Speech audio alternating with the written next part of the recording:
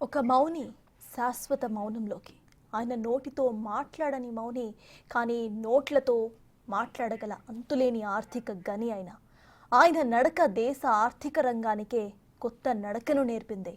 ఆయన విద్య దేశం వికసించేందుకు ఎంతగానో తోడ్పడింది. ఆయన రాజనీతిజ్ఞత దేశ ప్రగతికే కొత్త బాటలు పరిచింది. ఆయన ప్రవేశపెట్టిన ఒకే ఒక్క బడ్జెట్ లక్షలాది ఉద్యోగాల కల్పనకు నాంది పలికింది. కోట్లాది రూపాయల ఎగుమతులు దిగుమతులు స్వరూప స్వభావాలనే మార్చేసింది. క్యాంబ్రిడ్జ్ ఆక్స్ఫర్డ్లకే కొత్త కోర్సెస్ను అందివ్వగలిగిన ప్రపంచ ప్రఖ్యాతి, అత్యధిక డిగ్రీలు కలిగిన నడిచే లైబ్రరీ, భావితరాలకు బాటలు పరిచిన అద్భుతమైన విజనరీ, గురువు పీవీని మించిన శిష్యుడిగా కొత్త ఒరవడిని సృష్టించిన విద్య, ఆర్థిక, రాజకీయ రంగం మేధావి.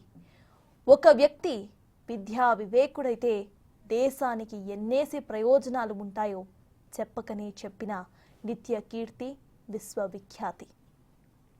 దేశాభివృద్ధినే ఆశించి ధ్యానించి శ్వాసించిన ఆ మహోన్నత మానవమూర్తి ఈ భారతావని రెండు కన్నులతో చూసిన నిత్య స్ఫూర్తి.